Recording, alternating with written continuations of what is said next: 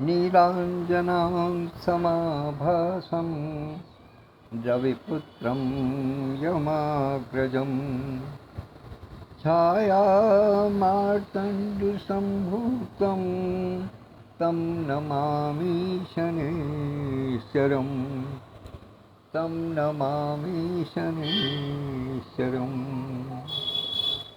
मनोजवममारुततुल्यवेगं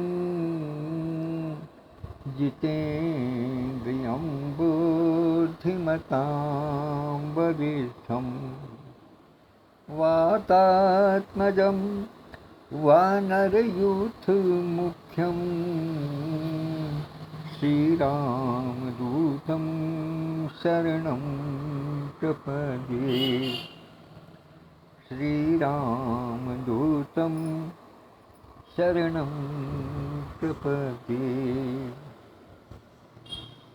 भैया जी उपवास को प्रारंभ करने से पहले आज सूर्यपुत्र शनिदेव और सूर्य शिष्य श्री हनुमान जी के चरणों में नमन वंदन अभिनंदन प्रस्तुत करता हूँ। तत्पश्चात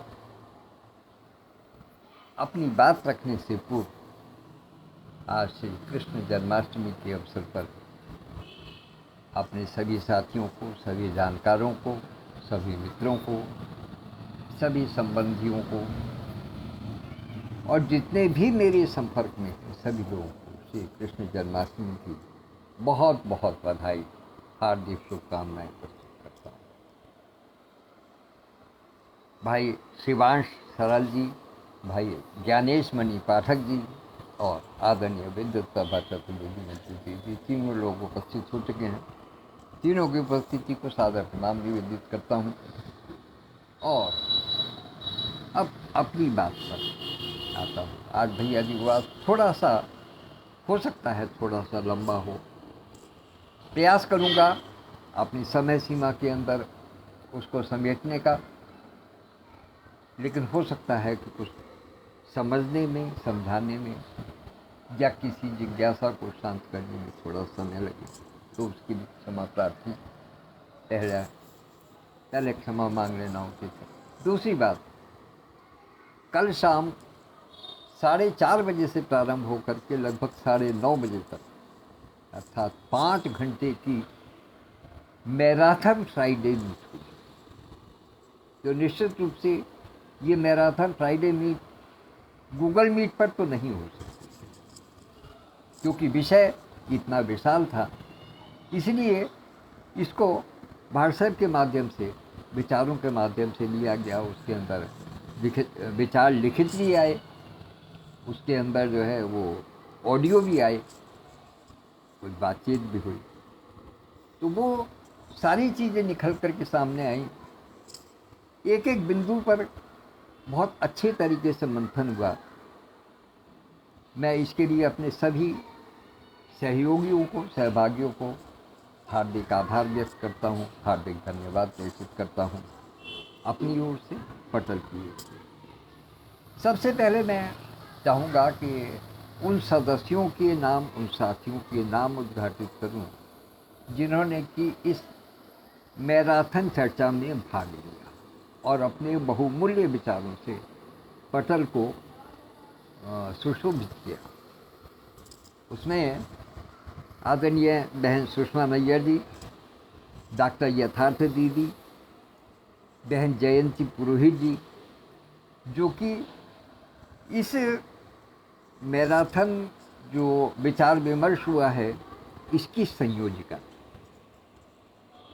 इसको उनके ही संयोजन में हुआ, एक तरीके से उनके ही संचालन में हुआ। ये इसके लिए बधाई की पात्र हैं। अभी यद्यपि थोड़ी पटल में अपेक्षाकृत थोड़ी नई सदस्य हैं, किंतु जिस गंभीरता के साथ में उन्होंने इसका संचालन किया, उसको संयोजन को संभाला और फिर बाद में अपना आभार व्यक्त किया, अपने विचार रखे, वो निश्चित रूप से ये दर्शाता है कि वो बहुत लंबी रेस का घोड़ा है और बहुत दूर तक अपना प्रभाव छोड़ कर के चलेगा। बहुत बहुत बधाई देता हूँ इस बात के लिए कि उन्होंने कल के कार्यक्रम में संयोजन किया, और दूसरा इस बात के लिए विशेष रूप से कि उन्होंने हमारे इस पटल को इस योग्य समझा कि वो इससे जुड़ सके। इसी बीच हमारी आदरणीय बहन तस्लीम फातिमा जी भी उपस्थित हो गई और डॉक्टर सत्यप्रकाश पांडे भी मुझे दिखाई दे रहे हैं, तो उन दोनों का भी स्वागत करता हूँ। तो मैं नाम की श्रृंखला में बता रहा था कि बहन सुषमा नैयर, डॉक्टर यथार्थ दीदी, जयंती पुरोहित दीदी, पूजा राय जी, बहन तस्लीम फातिमा जी, आदरणीय सावित्री जयाड़ा चाची जी, विनीता वर्णवाल जी, कुमारी पूजा जो बिहार से हैं, श्रीकांत तेलंग जी, बहन जानकी गोस्वामी जी जो नेपाल से थीं, गरिमा मिश्रा जी, रोशनी कंवर ठकुराइन जी, बहन वर्षा खन्ना जी, आदरणीय वीणा शर्मा दीदी जो कि यूएसए में है, टेक्सास में है, वहाँ से डॉक्टर अल्पना दीक्षित जो मुंबई से हैं वो थी, डॉक्टर पूनम ग्रोवर दीदी वो हापुड़ से हैं, बहन अंजलि डुडेजा जी ये पौड़ी से थी, बहन मनु शर्मा और आदरणीय श्रीधर कृष्णार्थ जीजा जी। इन सब लोगों के नाम मुझे दिखाई दिए, इन सब लोगों की उपस्थिति मुझे नज़र आई वहाँ। मैं नहीं कह सकता कि ये अपने आप में एक पूरी लिस्ट है, पूरी सूची है, लेकिन जो मुझे दिखाई दिए वो मैंने नाम नोट किए हैं। इनके अतिरिक्त और जिन साथियों ने अपने बहुमूल्य विचार दिए और जिनका नाम मैं नहीं ले पाया, उनसे क्षमा याचना करता हूँ और उनको भी बधाई देता हूँ इस परिचर्चा में भाग लेने के। आइए अब बात करते हैं थोड़ी सी कि क्या क्या हुआ। एक विशेष बिंदु जो मैंने कल सवेरे छोड़ा था, आर्थिक चर्चा का, आर्थिक आधार को मजबूत करने का, उस पर बहुत विस्तार से चर्चा हुई। सब ने अपने अपने मत रखे, कहा कि जो चल रहा है वो ठीक है, उसकी संरचना किस प्रकार से है उसके विषय में चर्चा हुई।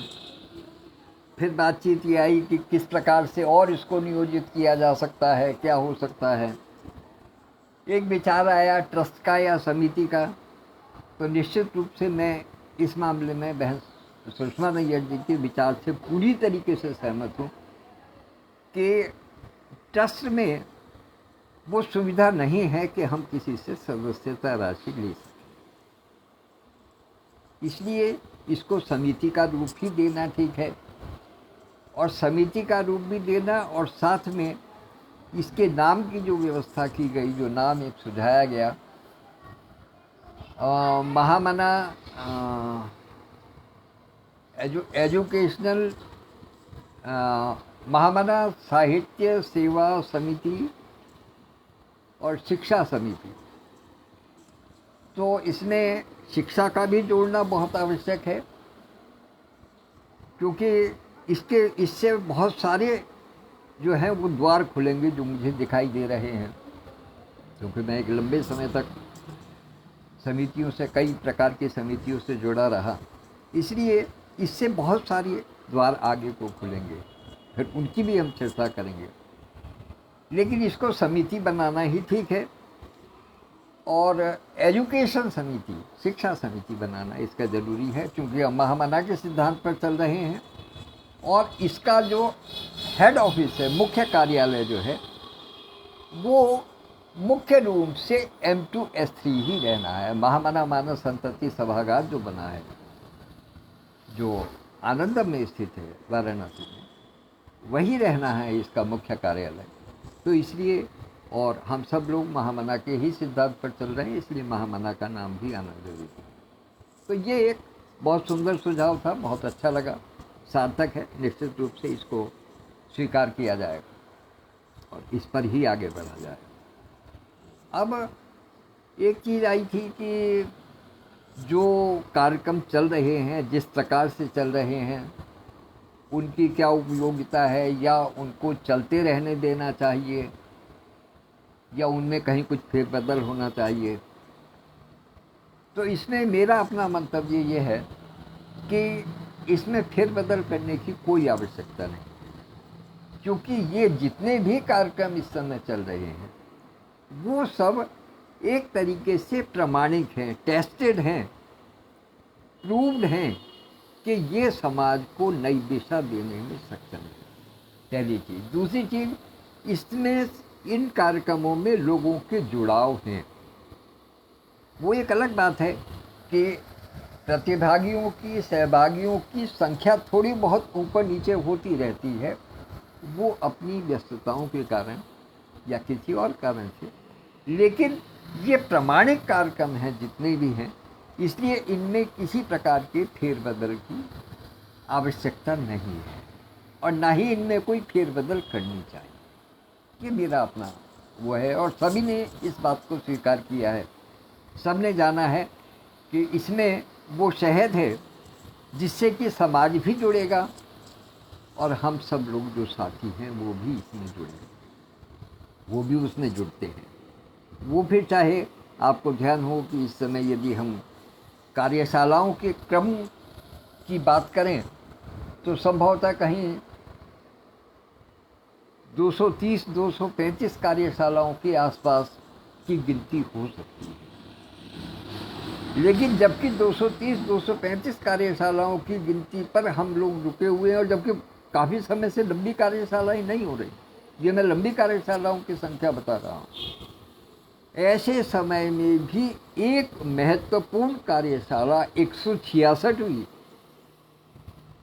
जो मेरी आवाज़ में है दम आगाज़ करेंगे हम चल रही है, वो अब तक सतत चल रही है। ये इस बात का प्रमाण है कि इस पटल से चलने वाली सारी कार्यशालाएं अपने आप में न केवल महत्वपूर्ण हैं अपितु रोचक भी हैं और लोगों की इनमें अपने आप में रुचि भी है, मन भावन। तो इसलिए इस पटल पर जितनी भी कार्यशालाएं चल रही हैं इनमें किसी प्रकार का कोई बदलाव की कोई गुंजाइश नहीं है, इनको ऐसे ही चलने दिया जाए। और एक बार मैंने पहले भी इस बात को कहा था कि वो 5 प्रश्न और मेरी कहानी का जो कार्यक्रम है वो अपने आप में एक मील का पत्थर है।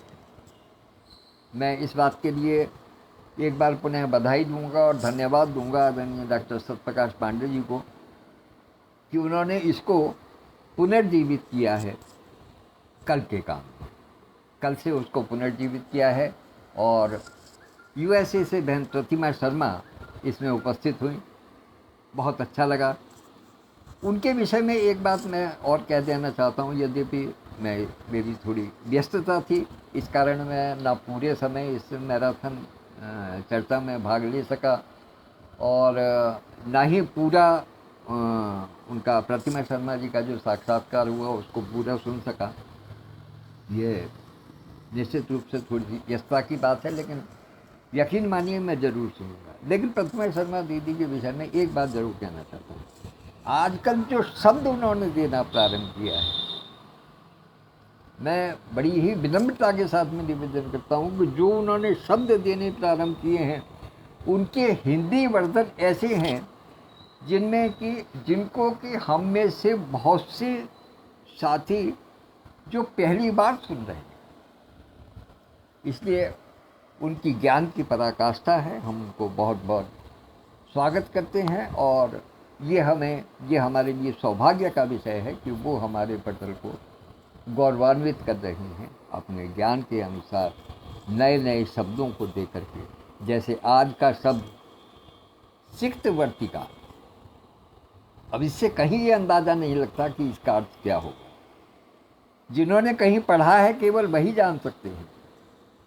इसको कहते हैं मोमबत्ती। अब कहाँ मोमबत्ती और कहाँ सिक्तवर्तिका मेरी समझ में नहीं आया। या तो ये हो सकता है कि मैं थोड़ा कम पढ़ा लिखा हूँ इसलिए मुझे नहीं पता, लेकिन वास्तव में ऐसे ऐसे नए नए शब्द मिल रहे हैं, ऐसी ऐसी सुंदर व्याख्या मिल रही है कि आनंद आता है। तो उनको मैं बधाई देता हूँ उन शब्दों को देने के लिए भी और जो उन्होंने कार्यक्रम कल प्रस्तुत किया उसके लिए। आइए अब हम थोड़ा और आगे बढ़ते हैं। तो ये 2 कार्यक्रम ऐसे हैं जो कि, बल्कि कार्यक्रम तो सभी ऐसे हैं। सबसे सृजन पिछले 5 साल से लगातार चलता चला आ रहा है। इसकी कार्यशाला का कोई नाम नहीं है, क्योंकि कार्यशाला ये है ही नहीं। ये एक प्रवाह है, ये कल कल बहती हुई गंगा जल के समान है, जो लगातार बह रही है, लगातार बह रही है। जब से सृष्टि प्रारंभ हुई है तब से बह रही है, और मैं समझता हूँ अनंत काल तक बहेगी। इसलिए डॉक्टर सत्या होपटॉक का जब से जन्म हुआ है तब से ही शब्द से सृजन कार्यक्रम चल रहा है, सतत चल रहा है। गति में थोड़ा बहुत उतार चढ़ाव हो जाता है कभी कभी, वो परिस्थितिवश, वो स्वाभाविक है, उसमें किसी किस्म की कोई बात नहीं, लेकिन सतत चल रहा है। और मैं समझता हूँ जब तक डॉक्टर सत्या होपटॉक का अस्तित्व रहेगा, जो मुझे अनंत दिखाई देता है, तब तक ये कार्यक्रम लगातार चलता रहेगा।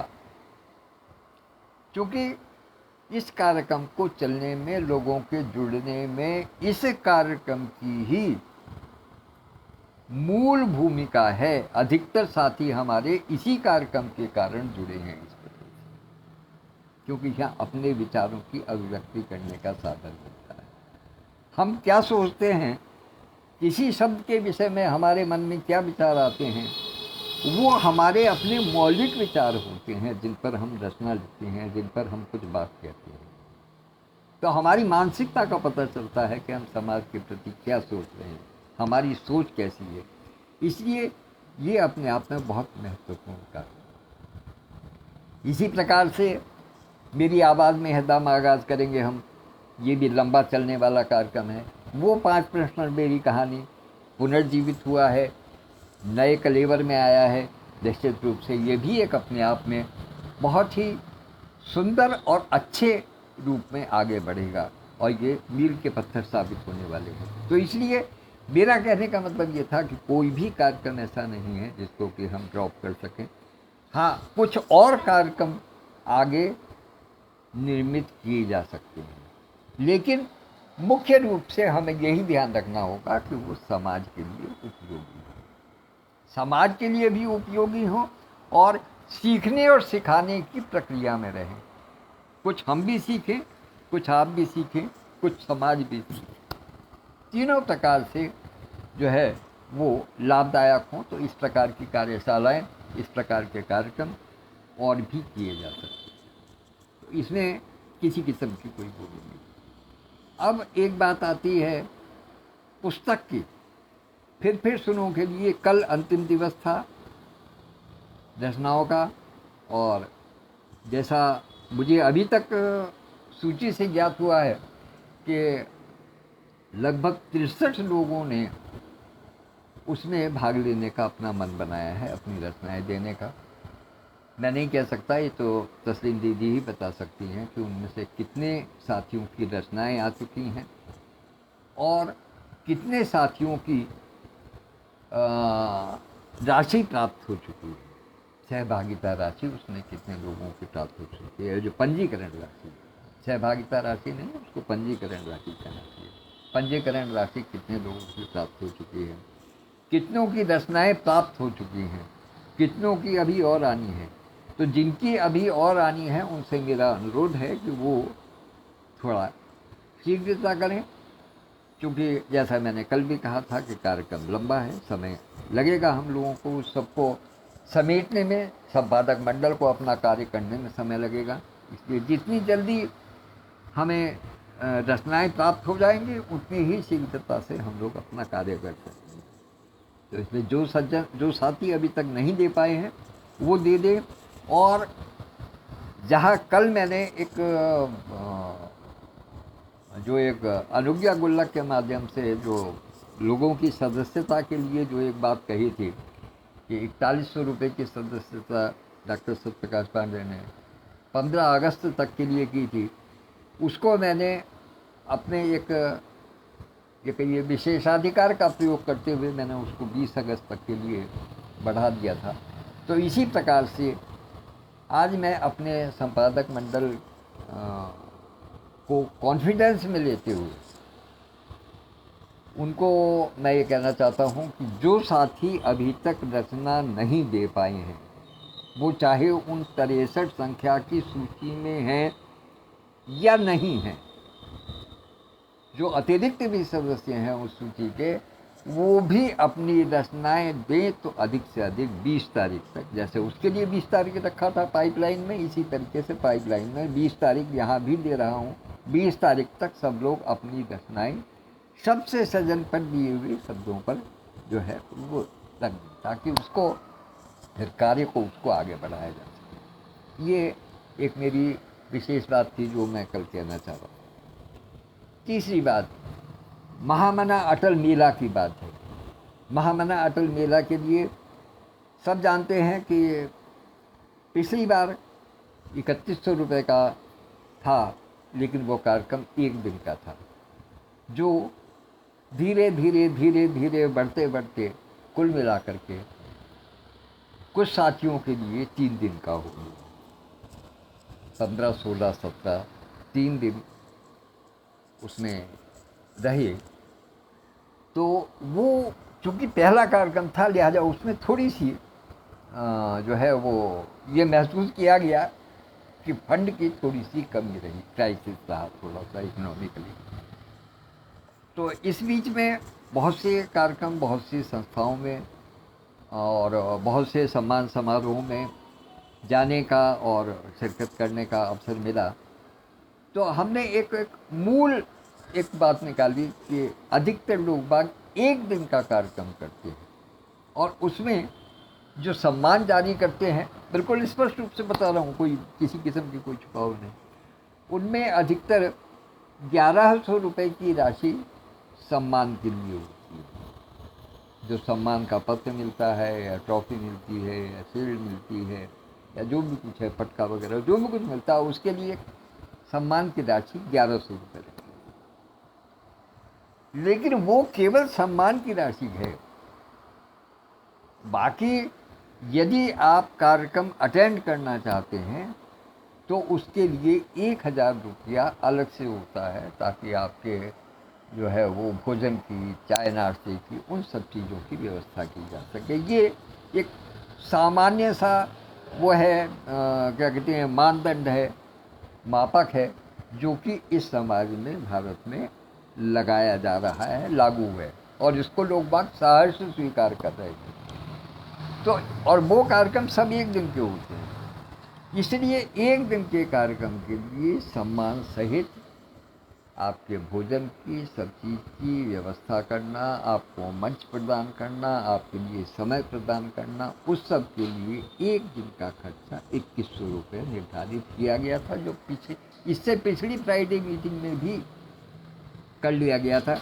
और उसका अनुमोदन इस फ्राइडे मीट में, जो मैराथन मीटिंग हुई है कल, इसमें भी कर लिया गया है। अब एक बिंदु और आता है कि इसके अंदर हम लोग कोई एक ऐसी राशि ज़रूर रखें जो जिससे हमें ये पता चल सके कि हमारे कितने साथी महामना अटल मेला में उपस्थित होने के लिए अपना मन बना रहे हैं। जैसे एक पंजीकरण राशि, तो पंजीकरण राशि में मेरा एक विचार है, सुझाव है, बाकी तो फिर आप लोग जैसा बुक करेंगे उस हिसाब से कर लिया जाएगा। मेरे विचार से यदि किसी साथी ने मन बनाया है उसमें आने का, तो पंजीकरण राशि को 2100 रुपया रखा जाए, ताकि वो साथी एक दिन बिल्कुल आराम से फ्री मूड में, भाई पंजीकरण हो गया मेरा, एक दिन तो मेरा कंफर्म है, बाकी उसके बाद में जो रहे वो व्यवस्था बाद में की जा सकती है ना, या जब उनका प्रोग्राम पूरा बन जाए तब उस हिसाब से वो शेष राशि को जमा करा सकते हैं। लेकिन 2100 रुपयों से हमें इस बात का एक अंदाज़ा हो जाएगा, या ये एक पक्का काम हो जाएगा कि हाँ, इन साथियों ने हमारे पास आना है। जैसे कि कल की मीटिंग में ही मैं अंजलि डुडेजा बहन को सुन रहा था, उन्होंने कहा कि पौड़ी इस बार बहुत ज़्यादा उत्साह में है, और उन्होंने अपनी बात पर कही कि मैं चाहती हूँ कि मैं कम से कम 2 दिन तो मैं रहूँ। स्वागत है उनका, 2 दिन के लिए क्या 3 दिन के लिए स्वागत है, आप पूरे कार्यक्रम के लिए उपस्थित हो। तो जो इस प्रकार के जो कर्मठ, जुझारू और जिजीविषा वाले साथी हैं, वो अपना मन बनाएं अभी से और प्रयास करें कि 2100 रुपये की राशि से वो अपनी सीट बुक करा लें, पंजीकरण करा लें, ताकि हमें इस बात का आभास हो सके, हम इस बात को जान सकें कि हमारे कितने साथी वहाँ पर आ रहे। और ये केवल अपने साथियों की बात नहीं है, ये सबके लिए है। खुले मंच से जो आना चाहें उनको सम्मानित किया जाएगा, पटल सम्मानित करेगा उनको, और उनको जो है वो स्थान भी देगा पूरी तरीके से। पहले जब 3 दिन के प्रोग्राम की बात चली थी तो ये था कि हम 1 दिन जो है वो उनके लिए रखेंगे, बाहर के लोगों के लिए, लेकिन उसमें फिर थोड़ी सी व्यवस्था में गड़बड़ हो सकती है। इसलिए वो जिस दिन जो आना चाहे सबका स्वागत है। 3 दिन का प्रोग्राम है, 1 दिन 2100 रुपये है। और पंजीकरण के लिए मैं यहाँ से घोषित करता हूँ कि 2100 रुपया 1 दिन का जो है वो कम से कम जमा करा दें, ताकि हम इस बात को जान सकें कि आप उत्सुक हैं उस कार्यक्रम में सम्मिलित होने के। यहाँ इसमें एक बिंदु रह जाता है, उसे और समझ लीजिएगा, वो ये कि जो भी साथी अपनी पंजीकरण राशि जमा कराएं, वो कृपया करके अपने आने की तिथि और सूचित करें। कारण ये है कि हम ऐसा नहीं चाहते कि 3 दिन का प्रोग्राम है तो 1 दिन तो ऐसा हो जाए कि बिल्कुल ओवरलोड हो जाए, और कोई दिन ऐसा हो जाए जिसमें कि हमें उपस्थिति के लिए देखना पड़े, लोगों को हमें ढूंढने पड़े। तो हम चाहते हैं कि हम 40 की संख्या में, एक अनुमान है, अभी पक्का नहीं है, लेकिन ये एक अनुमान है कि 40 साथी प्रतिदिन की संख्या के हिसाब से हम रखना चाहते हैं, ताकि हम उनको सही तरीके से उनको सम्मानित भी कर सकें, उनका ख्याल भी रख सकें, उनके भोजन की, चाय की, नाश्ते की, हर चीज़ की व्यवस्था की जा सके, ताकि उनको ये लगे कि हाँ, हम उनके साथ हैं और किसी प्रकार की कोई कमी ना महसूस हो।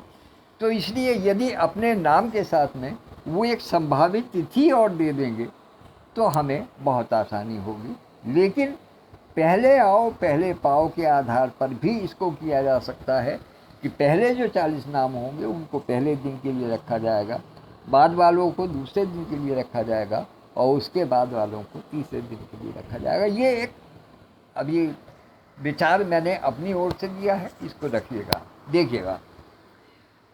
मैंने पिछली बार, आपको ध्यान होगा कि 30-35 पर जाकर के हम लोगों ने रोक लगा दी थी। कारण ये कि वो 1 दिन का कार्यक्रम था, और उस 1 दिन के कार्यक्रम में हमारे पास जितने साथी थे सब सुनने सुनाने के लिए अपने जो है वो उत्सुकता, बस इतने प्रभावित थे उन कार्यक्रमों से कि कार्यक्रम सुबह 9 बजे से प्रारंभ होकर के रात को 12 बजे तक चला। तो ऐसी स्थिति हम इस बार नहीं करना चाहते। एक समय नियमबद्ध के हिसाब से, समय के अनुसार सारे काम करेंगे।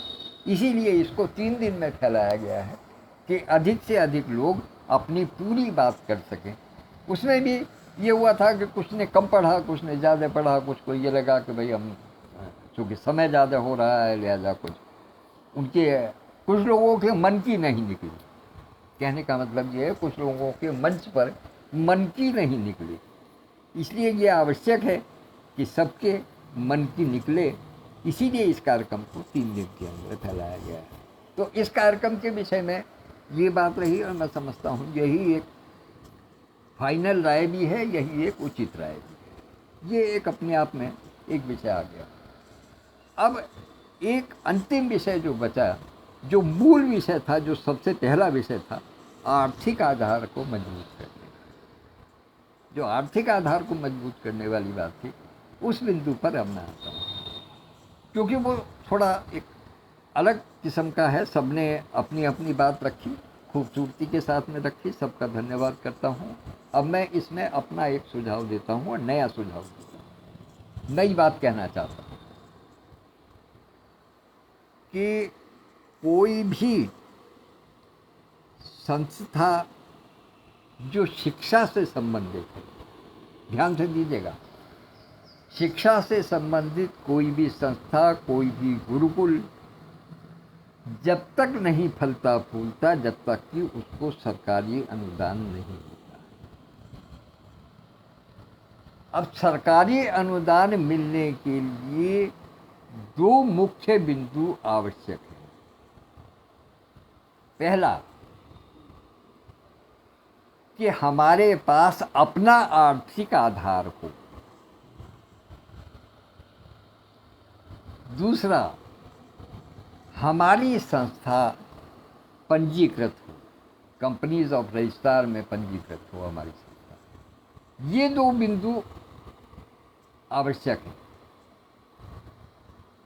क्योंकि जब तक हम कहीं पंजीकृत नहीं हैं तब तक हम किसी भी प्रकार के अनुदान के लिए योग्य नहीं। इसलिए शिक्षा सेवा नाम में होना, समिति का रजिस्टर होना, ये अपने आप में महत्वपूर्ण है। और दूसरी चीज़, अपने पास आर्थिक आधार भी होना चाहिए, क्योंकि जब हम सरकारी अनुदान की बात करेंगे या हम किसी से स्पॉन्सरशिप की बात करेंगे तो सबसे पहली चीज़ यही आएगी कि आप पंजीकृत हैं या नहीं हैं। पंजीकरण बहुत आवश्यक है।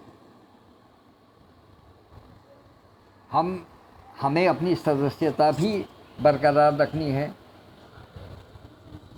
हमें पंजीकरण भी कराना है।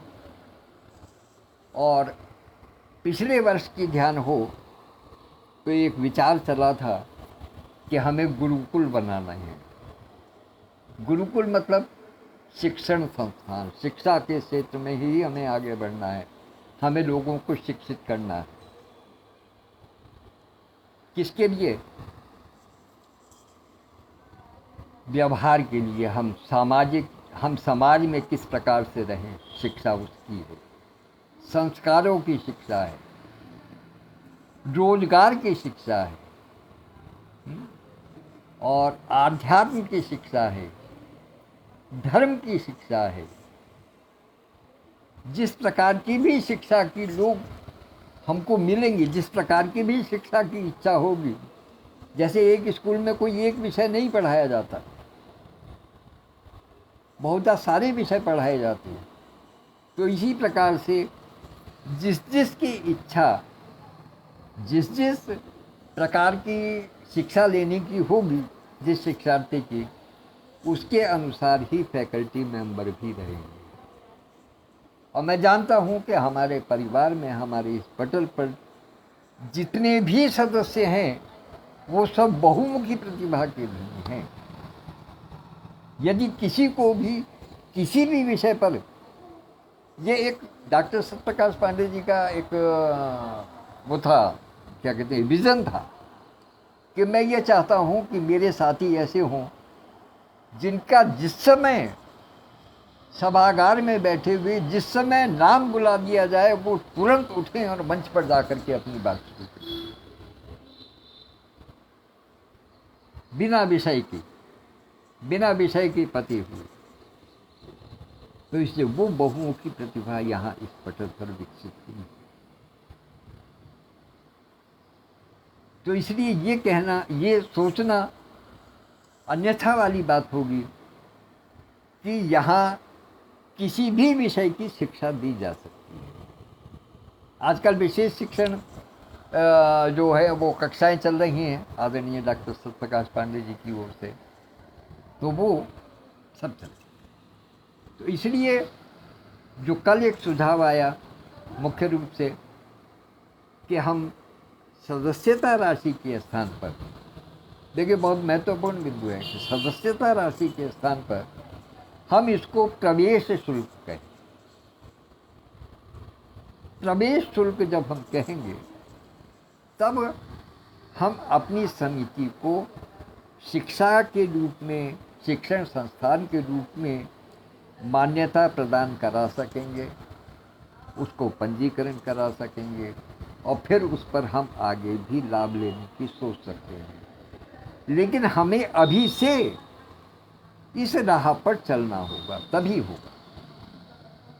अभी आज स्थिति ये है कि हम इसको चारों तरफ हमने फैल गए, हमारे पैर चारों तरफ फैले हुए हैं हर प्रकार से, लेकिन हम किसी एक बिंदु पर आगे नहीं बढ़ पा रहे हैं। वो जब तक नहीं बढ़ पा रहे हैं जब तक कि हम उसका पंजीकरण नहीं करा। आगे बढ़ने के लिए, आगे और उत्तरोत्तर वृद्धि के लिए ज़रूरी है कि हम इसको शिक्षण संस्थान के रूप में पंजीकरण कराएं, गुरुकुल के रूप में इसको स्थापित करें। और गुरुकुल के रूप में जब इसको स्थापित करेंगे तो फिर वहाँ सदस्यता नहीं होगी, वहाँ प्रवेश शुल्क होगा। क्यों? क्योंकि यहाँ सभी शिक्षक हैं और सभी शिक्षार्थी, जो भी आएंगे वो सभी शिक्षार्थी भी होंगे और शिक्षक भी होंगे। तो इसलिए ये मेरा एक मंतव्य था। दूसरी चीज़, अब बात एक मुख्य रूप से आ जाती है आर्थिक आधार को मजबूत करने। देखिए, इस बात को आप भी समझ सकते हैं कि सदस्यता राशि आप कितनी भी कर लें, जो अभी तक जो पैटर्न चल रहा है उसमें आप कितना भी कर लें, जो भी कुछ हुआ हो, लेकिन अभी तक कहीं बैंक का खाता नहीं है, कहीं उसमें 10, 20, 50 हज़ार रुपए की राशि संस्था के नाम से नहीं। वो आवश्यक है, क्योंकि ये सब चीज़ें एक दूसरे से लिंक करेंगी, तभी हम किसी चीज़ का पंजीकरण करा पाएंगे, तभी हम आगे बढ़ पाएंगे। हमें आर्थिक आधार इस प्रकार से मजबूत करना है।